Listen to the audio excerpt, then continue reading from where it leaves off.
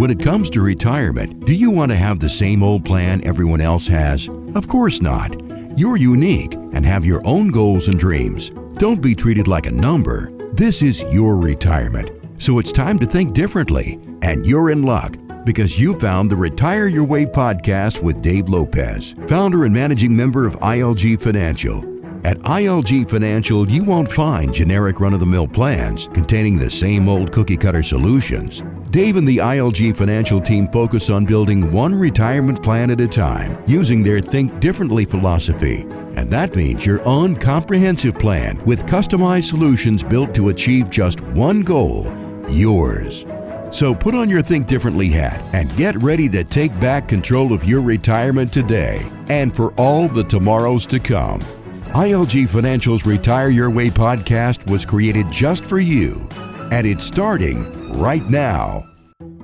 Thank you so much. Coming to you from the ILG Financial Studios, this is Retire Your Way, the podcast that gives you straight talk and honest answers about how to achieve your financial goals through smart investing and careful planning. Glad to have you along with us today. We have some valuable information for you that could change your financial life for the better. My name is Jeff Shade, and as always, I'm just here to ask the questions, but the words of wisdom and the solid advice come from Dave Lopez, managing member and owner of ILG Financial. How you doing today, Dave? I am great. Sure great to be back with you and with all the listeners today. Dave, we have a special guest with us today. Why don't you tell us more about him? Thanks. And we had Tony. If you listened to the podcast last week, you met Tony. We're glad to have him back. We sure appreciate you, Tony. He is the Chief Investment Officer of Alphastar Capital Management. He's been in securities for over 20 years, 16 in Wall Street, which is a wonderful thing. We want to be talking to folks with real life work experience in the markets over a longer period of time, the good and the bad, and Tony fits that bill. He's a chartered financial analyst. He's got a certification in quantitative finance, which is very rare, and that is in my opinion, the elite of the math folks, which is what I love. We want to make decisions based on math and data. So, with that said, welcome back to the show, Tony. You doing well? I'm doing great. Thanks for having me. I sure love having you. So, Tony, my clients and the folks who listen to our podcast, I'm going to try to ask some of the questions that I know they're asking, because they're asking them of me. There's models that they've been told in the past, things like buy and hold and just stay the course and, little mantras like that in some situations can actually work. But there's other situations that we'll talk about today that maybe that wouldn't have been the best tool. And the takeaway, which we tell everyone is, there is no one magic strategy that always works. So what I want to do is really dig into this whole buy and hold strategy. And I also want to have you introduce one of the strategies that we use at ILG Financial with and through you, Tony, and Alphastar Capital Management. It's called the BetaShield strategy, and actually it's several different iterations of the BetaShield strategy, but we're going to talk about how that is different than a buy and hold and why that might be a good fit for someone. And particularly, I'm going to kind of hold your feet to the fire, Tony, on now that we are actually in the middle of and seeing a downturn of up to 37%, I think here was as bad as it got. We've got some pullback. We don't know today if that's what's called a dead cat bounce.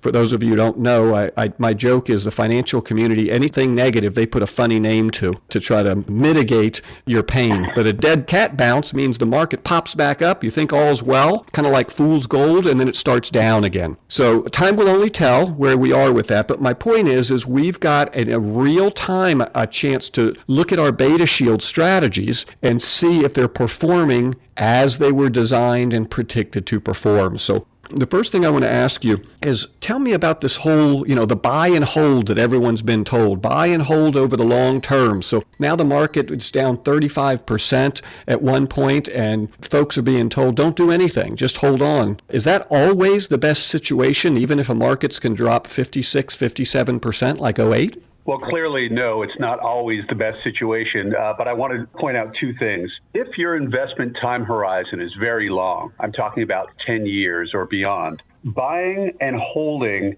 is actually better than trying to time the market based on your gut reaction. Let's say, for instance, you had just the worst luck as an investor. I'm talking about investing only at the market high, the highest day of the market in any given cycle. I'm talking Charlie Brown level bad luck here. If you invested at the top, you experienced a significant downturn, but then you continued to hold for a very long period of time. Over time, you would make that back. that would be better, in my opinion, than trying to time the market based on your gut reactions, because the chances of timing it and getting a better outcome are very difficult. Now, that having been said, many people say, well, that's fine if you're looking at a 10 or 20-year time period, but what about me? I'm in retirement or approaching retirement. I believe that strategies such as the BetaShield strategies that we offer, which essentially use, again, complex mathematics, which I'm a fan of, to determine how much exposure to the capital markets they should take, and they adjust those exposures over time based on market conditions.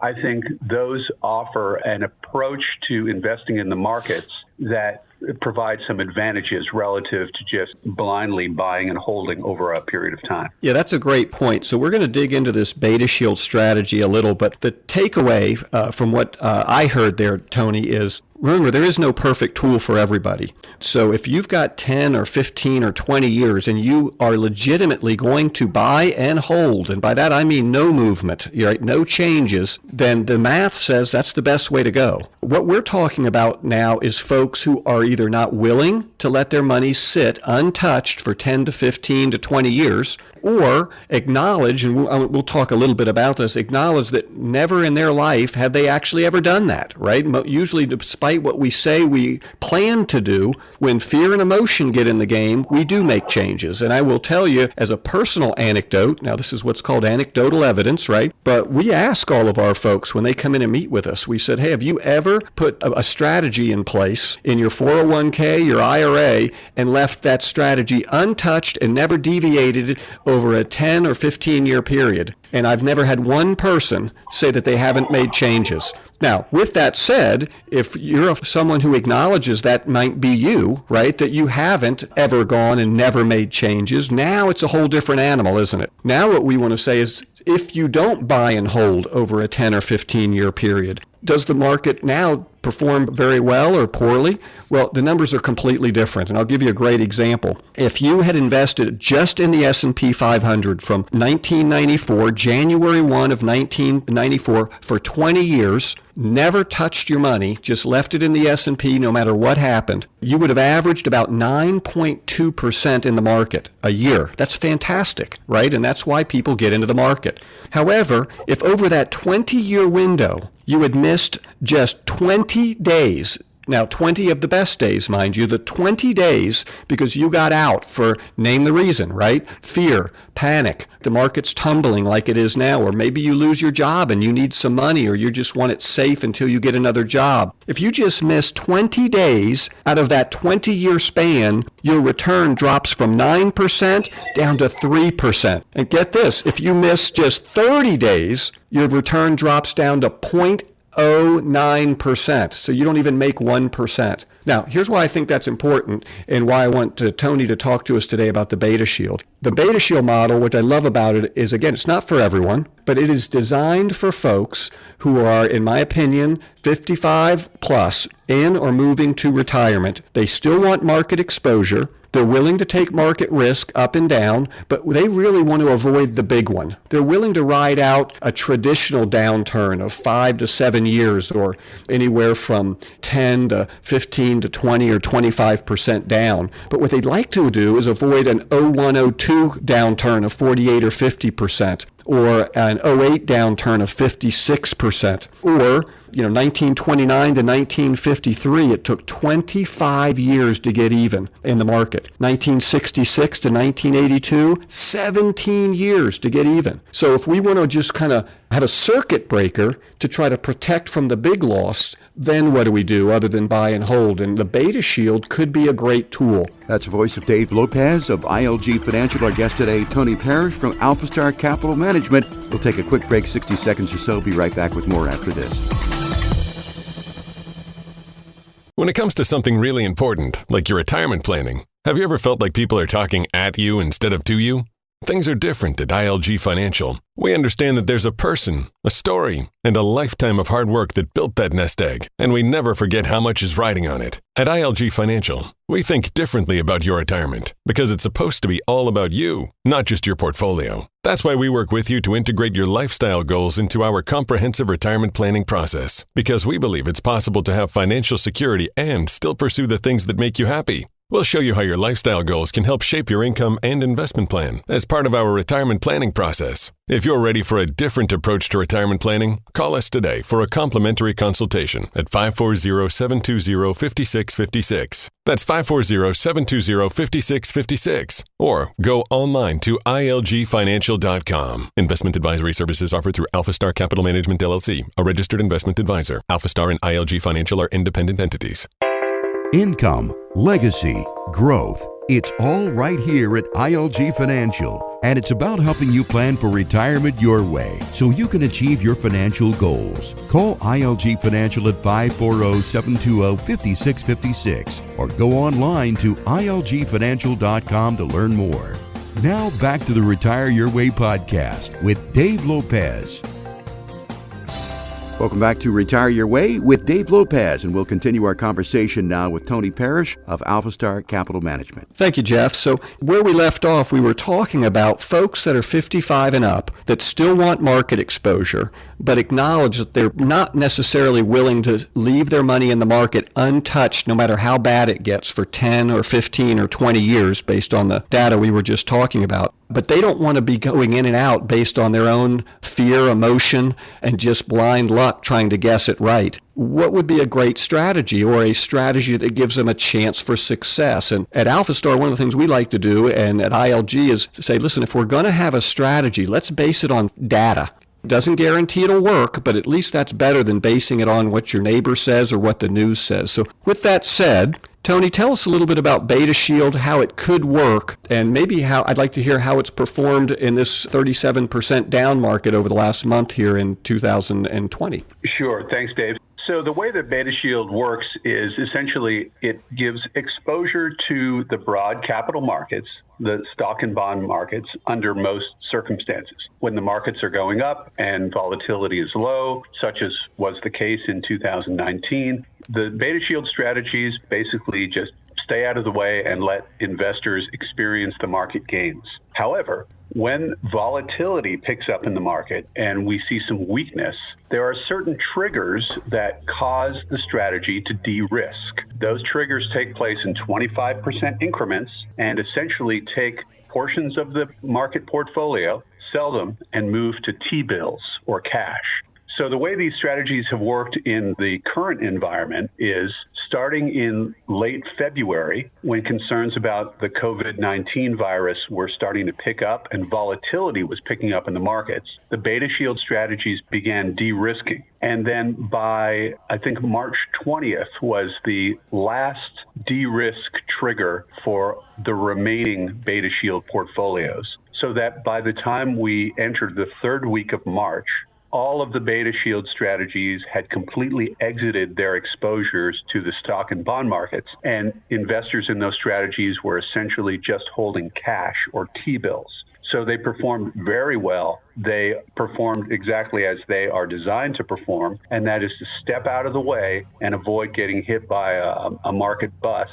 And that's part of the exposure. The next part of the exposure will be to reinvest the cash back into the markets, but that won't happen until we hit certain triggers that are driven by a reduction in volatility. In other words, they're all in cash now, and we expect that as volatility comes down and markets strengthen over time, the strategies will begin to reinvest in the markets and then once again get back to the position where they step out of the way and let investors take advantage of rising market conditions whenever those conditions may come. Boy, I appreciate that. That was well said. So again, the takeaway here, I want to get a takeaway, is how this differs from buy and hold is, and I agree with Tony on this, if you want to put your money in the market, even the same things that the BetaShield models invest in, and you're willing to leave them untouched for 10 to 20 years, depending on, the time period we're talking about, then history suggests that will outperform any method that we are currently aware of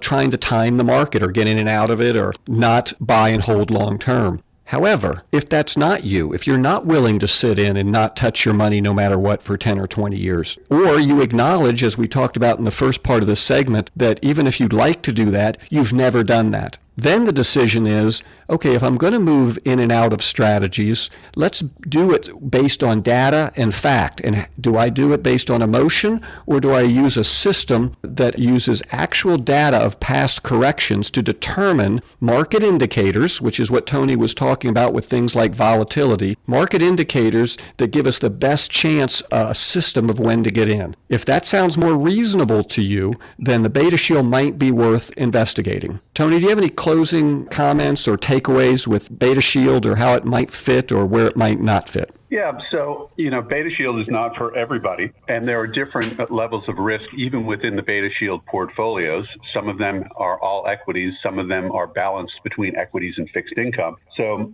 with BetaShield, as with any strategy, it's important to make sure that the strategy is suitable for any investor's specific goals and risk tolerance.